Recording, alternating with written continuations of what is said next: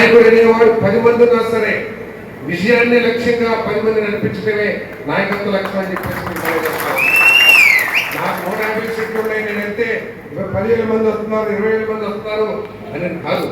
వాళ్ళని దేశ సేవక హితం కోసం, ప్రజా హితం కోసం వాళ్ళని నడపటమే నాయకత్వ లక్షణం. ఆ నాయకత్వ లక్షణం పవన్ కళ్యాణ్ గారికి మెండుగా ఉందని చెప్పేసి మనం ఎన్నికల్లో మనం చూసాం. మనకు ముఖ్యమంత్రి కావాలి, మనకి 50 సీట్లు కావాలి, 100 సీట్లు కావాలని కార్యకర్తలు అంటున్నా కూడా ఆయన ఎక్కడా కూడా తగ్గిపోకుండా ఆయన అవసరమైతే కార్యకర్తల్ని అదుపు చేసే ధోరణిలోనే లక్ష్యం వైఎస్ఆర్ కాంగ్రెస్ పార్టీ ప్రభుత్వం పోవాలి, ఈ రాష్ట్రానికి శాపంగా మారిన వైఎస్ఆర్ కాంగ్రెస్ ప్రభుత్వం పోవాలి, దానికోసం ఏమి చేయాలనే లక్ష్యంతో ఆయన తన బలాన్ని అన్నింటినీ కూడా బేరీజు వేసుకుని అవసరమైతే ఒక మెట్టు దిగుదాం అనే గొప్ప ఆశయాలు ఉన్న వ్యక్తి పవన్ కళ్యాణ్ గారికి చెప్పేసి ఒక పక్క లక్ష్య సాధన కోసం జన సైనికుల్ని పటిష్టమైన నాయకత్వ లక్షణాలతో ముందుకు నడిపిస్తూ, అదేవిధంగా కార్యకర్తలకు ఏదైనా ఇబ్బంది వస్తే మనిషి సినిమాల్లో ఏ విధంగా అయితే హీరో ప్రవర్తిస్తారో నిజ జీవితంలో హీరోగా చేసిన వ్యక్తి పవన్ కళ్యాణ్ గారు చెప్పేసి మనం చెప్తారు. విశాఖ గ్రామంలో తన కార్యకర్తకు నష్టం జరిగిందని ఆ రోజు తెలుసు. వైఎస్ఆర్ కాంగ్రెస్ పార్టీ యొక్క పరిపాలన ధోరణి కానివ్వండి, లేదు వాళ్ళు వ్యతిరేకించే రాజకీయ నాయకులు ఏ విధంగా ఇబ్బంది పెట్టిందో పరిస్థితి మీకు తెలుసు. దేన్ని లెక్క చేయకుండా నా కార్యకర్తకి నష్టం కలిగిస్తున్నారని చెప్పేసి రోడ్డు మీదకి వచ్చిన వ్యక్తి పవన్ కళ్యాణ్ గారు చెప్పేసి అందరికీ మనం చెప్తాను. నేను చూస్తున్నాను, ఒక ఎమ్మెల్యేగా గెలిచి లేదా కొద్దిగా ఏదో ఒక 2 ఎమ్మెల్యేలకి ఏదో ఆర్థిక సాయం చేసి గెలిపించి మేము పెద్ద మొగాళ్ళు అని మేసాలు చెప్పుకుంటున్నా. ఈ రోజుల్లో 22 మందిని గెలిపించిన ఒక మహానాయకుడు నేను క్యాబినెట్ లో చూస్తూ ఉంటాను. ఎక్కడ కూడా గర్వం కానీ అహంకారం కానీ నాకు అన్ని తెలిసిన ధోరణి కానీ లేకోకుండా క్యాబినెట్ మీటింగ్ ప్రవర్తిస్తున్న తీరు చూసి అందరికి కూడా మార్గదర్శకంగా అనిపిస్తుంది చెప్పేసి మనం చేస్తామని. మాకు మేము ఎప్పుడన్నా మేము చాలా గొప్పలు అడిగితే ఆయన చూడంగానే మాకు గాలి తీసిన బుడగలాగా అయిపోతామని చెప్పేసి మనం చేస్తాం. అంటే అంత హుందాగా అంత సబ్జెక్ట్ నేర్చుకోవాలని ఆయన స్పీచ్ లో కూడా నేను ఉప ముఖ్యమంత్రిని, నా సొంత పార్టీ మూలంగా ఈ ప్రభుత్వ వస్తువులో నేను కూడా భాగస్వామిని అహంకారంతో కాకుండా ప్రతి స్పీచ్ లో కూడా చెప్తాడు. నేను నేర్చుకుంటాను చంద్రబాబు నాయుడు గారి దగ్గర కానీ, నేను అధికారుల దగ్గర కానీ ఏదైనా విషయాలంటే నేర్చుకుని ప్రజలకు మేలు చేయడం కోసం కృషి చేస్తాను. నేను తప్పు చేసిన నన్ను శిక్షించండి అని చెప్పేసి చెప్పే గొప్ప నాయకుడు పవన్ కళ్యాణ్ గారు చెప్పేసి మనం చేస్తాను. ఒకరోజు నేను వాడిని కలవడానికి వెళ్ళాను.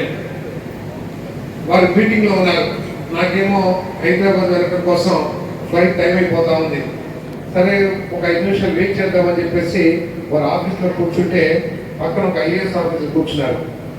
ఏమిటి సార్ ఏంటి అన్న, మళ్ళీ ఇంకో మీటింగ్ ఉందా అంటే నేను కలవలేనేమో అని ఇంకో మీటింగ్ ఉందని అడిగాను. ఉంది సార్ గారు. వెంటనే ఈ మీటింగ్ తర్వాత ఆ మీటింగ్ అన్నారు. ఏంటి మీటింగ్ అన్నారు. ఆ మీటింగ్ ఏంటో తెలుసా, ఈ వాతావరణంలో వస్తున్న మార్పుల మూలంగా గ్రామాలు ఏ విధంగా ఎఫెక్ట్ అవుతాయి అనే సబ్జెక్ట్ మీద ఆయన మీటింగ్ పెట్టాడు. ఏ పంచాయతీరాజ్ మినిస్టర్ అయినా సరే ఇటువంటి ఆలోచన చేశారో చెప్తున్నాను. ఇది వినటానికి ఆయన పెద్ద సొంతలాగా అనిపించండి. ఇది వాతావరణంలో మార్పులు గ్రామాల్లో ఏంటి, ఈ రోజు వచ్చిన వరదలు ఏదైతే ఉన్నాయో వాతావరణంలో మార్పుల మూలంగానే చెప్పేసి నీకు మనం చేస్తామని. ఇంతకు ముందు కూడా వచ్చిన వర్షాలు లైన్గా వచ్చే ప్రతిరోజు కొంత ఒక గంట లేదా వారం రోజులకు ఒక గంట అట్లా చక్కగా ఒక సిస్టమేటిక్గా వచ్చాయి. ఇది అట్లా కాదే, వర్షం అంటే తుఫానే, సముద్రంలో అల్పపీడనమే వర్షం, అంతేగాని నేచురల్ గా వర్షాలు కూడా పోయినాయి. దానికి కారణం ఏంటి, వాతావరణంలో వచ్చిన మార్పు. ఈ రోజు అయితే విజయవాడలో అట్లా అయిపోయింది. ఇంకా కొన్ని రోజులు అయితే ఇటువంటి వరదలు రాబోయే రోజులు వస్తే అది ఏమైపోతుందో విజయవాడ అర్థం కాని పరిస్థితి. ఇప్పుడు కనుక మనం సరైన చర్యలు తీసుకోకపోతే చెప్పేసి పనిచేస్తాం. అటువంటి విషయాల మీద ఆయన మరి ఎంత చక్కగా చర్చ పెట్టాడో, అధికారులని అప్రమత్తం చేశాడో ఒకసారి ఆలోచించామని చెప్పేసి మనం చెప్తాం. ఎన్ఆర్జీఎస్ ఏం లేదు, ఎమ్మెల్యే గారు ఇంట్లో కూర్చొని ఏర్పడితే రాసేస్తామే. ఆ రోడ్డే ఈ రోడ్డే ఆ రోడ్డే ఎంపీ అని ఇంటికాడ పిలుచుకుని ముగ్గురు కూర్చోబెట్టుకుని 4 ఎంపీ వాళ్ళు కూర్చోబెట్టుకుని అది చేయి ఇది చేయి అని చెప్పి చెప్తే చేసేవాడు ముందు కూడా. కానీ ఈరోజు ఈసారి అటువంటి అవకాశాన్ని ఇవ్వలేదు పవన్ కళ్యాణ్ గారు. ఈ పంచాయతీ డబ్బులు, పంచాయతీ వ్యవస్థను మనం బలోపేతం చేయాలి.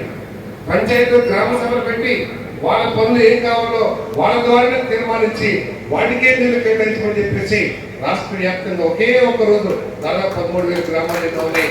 అన్ని గ్రామాల్లో ఒకే ఒక రోజు గ్రామ సభలు పెట్టించి ఈరోజు మేమంతా కూడా గ్రామ సభ తీర్మానం, తర్వాత పొద్దున్న పిఏలు వచ్చారు, సార్ ఈ తీర్మానం తీసుకెళ్లి మండలంలో తీర్మానం చేపిస్తాం సార్ అని చెప్పేసి దాన్ని తీసుకెళ్లి జిల్లా పరిషత్. అంటే ఒక వ్యవస్థని కనుక మనం నడిపినట్లయితే ప్రజాస్వామ్యం 10 కాలాల పాటు మనగలుగుతుందని చెప్పేసి మీకు మనం చేస్తాం.